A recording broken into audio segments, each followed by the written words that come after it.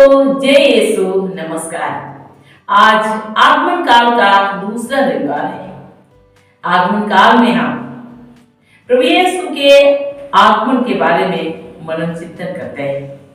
विशेष रूप से प्रभु यीशु का जन्म पर्व योग्य रीति से मनाने के लिए हम तैयारी करते हैं। जब भी हम पर्व के बारे में सोचते हैं, हमारा ध्यान पर्व के बारे में आता है, तो हम काफी उत्साही हो जाते हैं। हम पर्व से काफी समय पहले से हम तैयारी करते हैं और पर्व के नाम पर हम तरह तरह की योजना बनाते हैं। हम प्रभु यीशु का जन्म पर 25 दिसंबर को मनाते हैं, लेकिन इसकी तैयारी तो हो चुकी है। क्रिसमस में हम क्या पहनेंगे, कैसे रंग का कपड़ा पहनेंगे, हम पहले ही योजना बनाते हैं। कोई लोग तो क्रिसमस के नाम पर मनपसंद कपड़ा भी खरीद चुके हैं। ये अच्छी बात है। कपड़ा लत्ता के साथ साथ हम अपना घर द्वार का भी ध्यान रखते हैं। पर्व के नाम पर घर द्वार का साफ सफाई करते हैं, लिपाई पुताई करते हैं और घर द्वार को भी सजाते हैं। ये तैयारी अच्छी बात है। शारीरिक और सांसारिक तैयारी जो हम करते हैं, इसमें कोई बुराई नहीं है। प्रभु यीशु के जन्म पर्व के नाम पर जो कुछ भी हम तैयारी करते हैं, उसमें कोई बुराई नहीं। ये अच्छी बात है, लेकिन इतना ही काफी नहीं है। केवल शारीरिक और सांसारिक तैयारी काफी नहीं है। प्रभु यीशु के जन्म पर्व के नाम पर हम आध्यात्मिक तैयारी भी करें, क्योंकि आध्यात्मिक तैयारी के बिना क्रिसमस के नाम पर हमारा शारीरिक एवं सांसारिक तैयारी अधूरा है। और क्रिसमस में हमारा आनंद भी अधूरा ही रहेगा। हम अच्छा रंग बिरंगे कपड़े पहनकर, अच्छा पकवान खाकर हम कुछ समय तो जरूर आनंदित होंगे, लेकिन ये आनंद क्षणभंगुर होगा यदि हम क्रिसमस के लिए आध्यात्मिक तैयारी नहीं करेंगे। प्रिय भाई और बहनों, अब हमें मनन करना है कि हम कैसे आध्यात्मिक तैयारी करें। जब हमारा एरिया में कोई बड़े राजनीतिक नेता या कोई बड़े धर्म गुरु आते हैं, तो हम काफी समय पहले से हम काफी उत्साही हो जाते हैं। हम तरह तरह से तैयारी करते हैं, तरह तरह की योजना बनाते हैं और सबसे मुख्य बात हम ध्यान में रखते हैं कि जब बड़े नेता या बड़े धर्मगुरु आएंगे तो कैसे आएंगे, हमारा एरिया का रास्ता ठीक है या नहीं, हम उसका ध्यान रखते हैं। यदि रास्ता उबड़ खाबड़ है तो हम उसको ठीक करते हैं। रास्ता उबड़ खाबड़ है या रास्ता में गड्ढा है या रास्ता में कोई बड़ा पत्थर है, गाड़ी आने जाने में दिक्कत होगी, ये सब हम ध्यान में रखते हैं और उसी हिसाब से हम रास्ता को ठीक करते हैं। उबड़ खाबड़ रास्ता को हम समतल करते हैं, बराबर करते हैं। गड्ढा है तो भर देते हैं, अगर कोई पत्थर है तो उसको हटा देते हैं और हम रास्ता को ठीक करते हैं, ताकि हमारा प्रिय नेता या हमारा प्रिय धर्मगुरु आसानी से हम तक पहुंच सके। इसका हम पूरा ख्याल रखते हैं।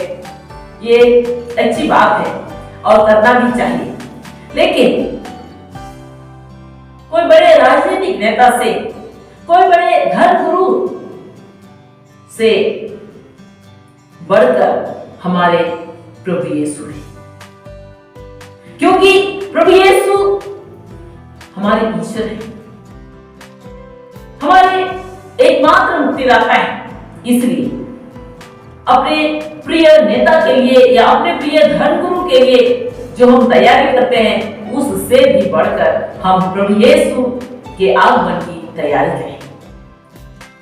नबी ईसाया का ग्रंथ अध्याय 40 पद संख्या 3-4 में हम पढ़ते हैं, नबी ईसाया ने भविष्यवाणी किया है, मुक्तिदाता के आगमन से पहले उन्होंने भविष्यवाणी किया है।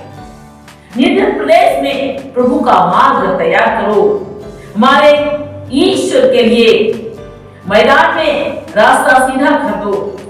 हर एक घाटी भर दी जाए, हर एक पहाड़ और पहाड़ी समतल की जाए, खड़ी चट्टान को मैदान और कगार को घाटी बना दिया जाए।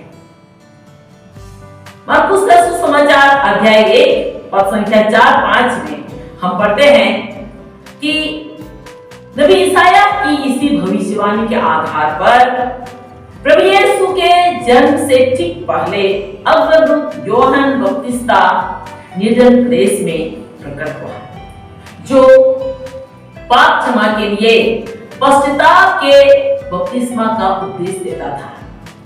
सारी यहूदिया और यरूशलेम के लोग यूहन्ना के पास आते थे और अपने पाप स्वीकार करते हुए यरदन नदी में उनसे बपतिस्मा ग्रहण करते थे। प्रिय भाई और बहनों, अब हमारी बारी है कि हम मुक्तिदाता के आगमन के लिए कैसे तैयारी कर रहे हैं और क्या कर रहे हैं। हम अपना जीवन का मूल्यांकन करें, हम अपना जीवन कैसे जीते हैं, हम मूल्यांकन करें। यदि हमारे जीवन में कुछ बुराई है तो उसको हम छोड़ दें। यदि हमारे जीवन में घमंड का पहाड़ है, ईर्ष्या द्वेष का पहाड़ है, क्रोध का पहाड़ है, स्वार्थपरता का पहाड़ है, दलबंदी का पहाड़ है, मनमुटाव का पहाड़ है, हम इन सब पहाड़ों को यीशु के नाम में तोड़ दें। यदि व्यभिचार की घाटी है, अशुद्धता की घाटी है, लंपटता की घाटी है, मतवालापन एवं रंगरलियों की घाटी है, उन घाटियों को हम साफ करें। उन घाटियों को हम पवित्रता से, शुद्धता से और अन्य प्रकार की ईश्वर कृपा से हम उसको भर दें। जब ऐसा होगा तो हमारे जीवन में मुक्तिदाता प्रभु यीशु का आगमन होगा। जब हमारे जीवन में प्रभु यीशु आएंगे तो हमारा जीवन प्रेम, शांति और स्वर्गीय आनंद से भर जाएगा। हम इसलिए प्रभु यीशु के आगमन के लिए पूरी तरह हम तैयारी करें। सांसारिक तैयारी के साथ साथ हम आध्यात्मिक तैयारी जरूर करें। प्रिय भाई और बहनों, हम क्रिसमस के नाम पर तैयारी के साथ साथ हम प्रभु यीशु के दूसरे आगमन का भी हम तैयारी करें, क्योंकि प्रेरित चरित्र अध्याय 1 पद संख्या 10-11 में हम पढ़ते हैं, ईसा के चले जाते समय अर्थात उनके स्वर्गारोहण के समय प्रेरित आकाश की ओर एक तक देख ही रहे थे कि उज्जवल वस्त्र पहने दो पुरुष अचानक उनके पास आ खड़े हुए और बोले, गलीलियो, आप लोग इस तरह आकाश की ओर क्यों देखते रहते हैं? वही ईसा जो आप लोगों के बीच से स्वर्ग में आरोहित कर लिए गए, उसी तरह लौटेंगे जिस तरह आप लोगों ने उन्हें जाते देखा। इसका मतलब है प्रभु यीशु का दूसरा आगमन अर्थात उनका पुनरागमन निश्चित है। संत पेतरुस का दूसरा पत्र अध्याय 3 पद संख्या 9 से 11 तक में हम पढ़ते हैं। संत पेतरुस कहता है, प्रभु अपनी प्रतिज्ञाएं पूरी करने में विलंब नहीं करता, जैसे कि कुछ लोग समझते हैं, किंतु वह आप लोगों के प्रति सहनशील है और यह चाहता है कि किसी का सर्वनाश न हो, बल्कि सबके सब पश्चाताप करें। प्रभु का दिन चोर की तरह आएगा। उस दिन आकाश गरजता हुआ विलीन हो जाएगा, मूल तत्व जलकर पिघल जाएंगे और पृथ्वी तथा जो कुछ उसमें है वह सब कुछ नष्ट हो जाएगा। यदि इस तरह सब कुछ नष्ट होने को है तो आप लोगों को चाहिए कि आप पवित्र तथा भक्तिपूर्ण जीवन व्यतीत करें। प्रिय भाई और बहनों, प्रभु का पुनरागमन कब होगा कोई नहीं जानता, लेकिन हम सब यही जानते हैं कि हम सबों को एक ना एक दिन इस दुनिया को छोड़कर ही जाना है। अपने प्रियजनों को अलविदा कहना ही है। इसलिए हम इसी हिसाब से जिए, हर प्रकार की बुराई छोड़कर अच्छा और पवित्र जीवन जिए, अच्छाई और सच्चाई के मार्ग पर हम आगे बढ़े, ताकि हम इस दुनिया में भी प्रभु की उपस्थिति को अनुभव कर सके और इस दुनिया से चले जाने के बाद भी हम ईश्वर के साथ अनंत काल तक निवास कर सके। आइए हम इसके लिए प्रभु से कृपा मांगे। हे अब्बा पिता, तूने संसार के लिए, हम सबों के लिए अपने प्रिय पुत्र यीशु को इस दुनिया में भेजा और प्रभु यीशु हमारी मुक्ति के लिए उस पर बलि बन गए ताकि हमें अनंत जीवन मिले। हे अब्बा पिता, मुक्तिदाता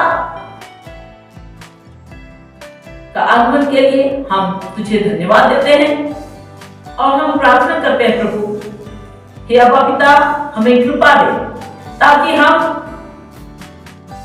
हमारे मुक्तिदाता प्रभु यीशु के जन्म पर्व के अवसर पर हम योग्य रीति से तैयारी करें, न केवल सांसारिक और शारीरिक तैयारी बल्कि हम आध्यात्मिक तैयारी करें, ताकि हम योग्य रीति से तेरे पुत्र और हमारे मुक्तिदाता प्रभु यीशु का जन्म पर्व मना सके और हम अपने दैनिक जीवन में उनकी उपस्थिति को हम अनुभव कर सके। हे अब्बा पिता, यह प्रार्थना हम तुझे चढ़ाते हैं इन्हीं हमारे प्रभु यीशु क्रिस्त के द्वारा, आमीन।